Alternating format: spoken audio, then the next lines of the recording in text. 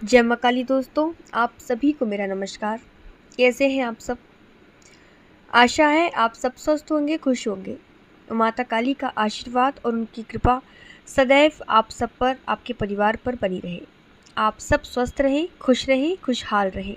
माता काली से यही प्रार्थना है आप सबके लिए कि माँ सबकी झोलियाँ भरे, सबके अन्न धन के भंडार भरे, सबको तरक्की दे।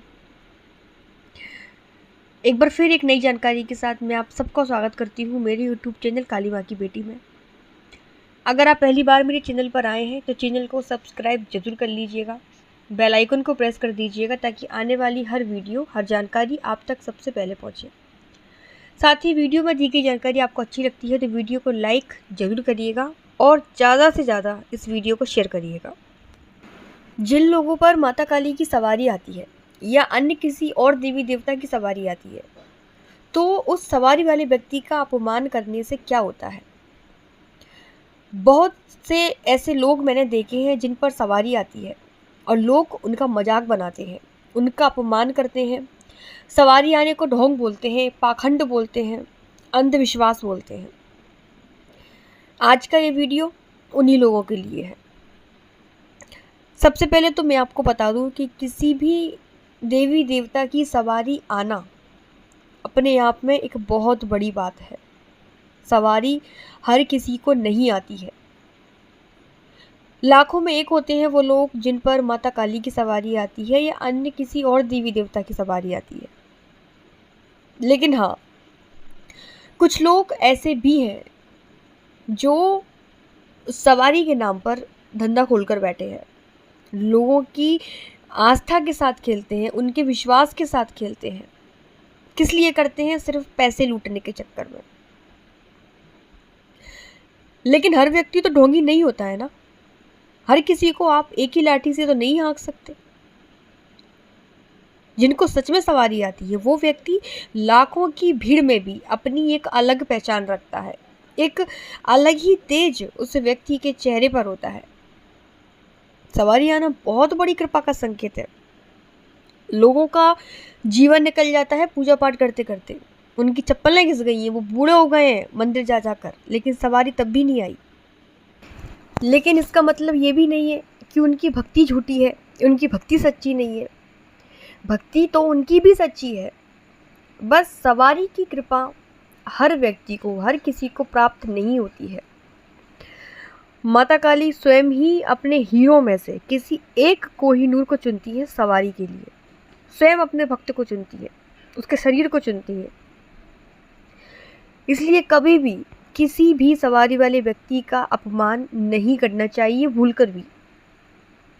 क्योंकि सवारी जब भी किसी व्यक्ति पर आती है तो वो सबसे पहले जो आपसे चाहती है वो है सम्मान।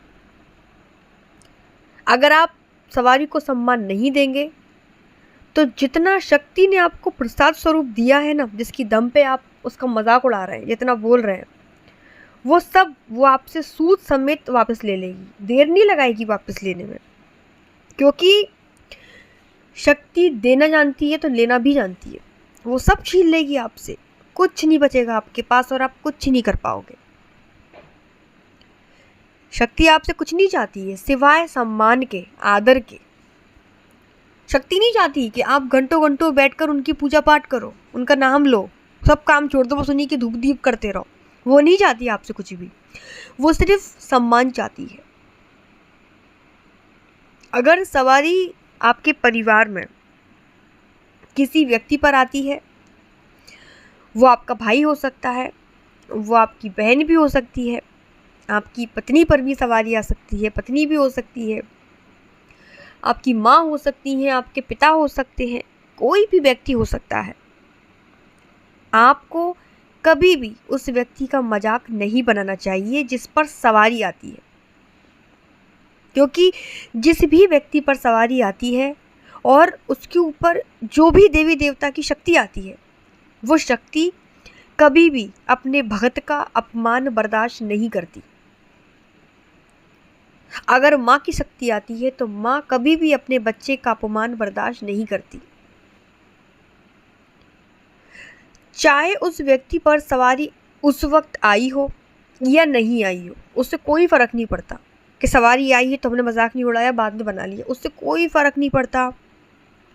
सवारी का मतलब क्या होता है? सवारी का मतलब समझो पहले, जिस व्यक्ति पर जिस भी देवता की सवारी आती है, उसकी शक्ति, उसकी ऊर्जा हमेशा उस व्यक्ति के साथ रहती है, सवारी वाले व्यक्ति के साथ रहती है।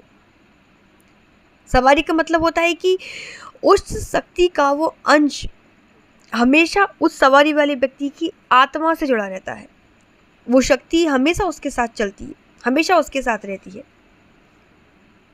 ऐसे में जब आप उस शक्ति का अपमान करते हैं तो वो किसी न किसी रूप में, किसी न किसी प्रकार से आपका अनिष्ट करती है और आपका अनिष्ट होता ही होता है।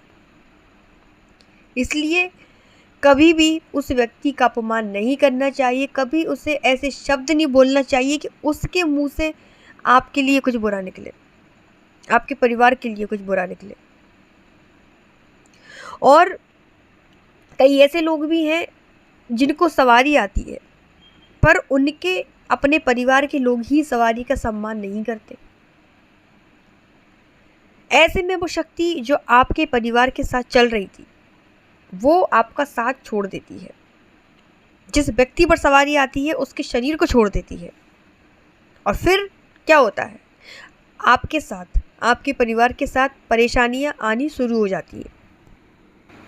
आपके घर में पैसों की तंगी आने लगेगी, लड़ाई झगड़े आपके घर में एकदम से बढ़ जाएंगे, क्योंकि उस सवारी का अपमान हुआ है। वो रुष्ट होकर आपके परिवार से गई है, वो श्राप देकर आपको गई है।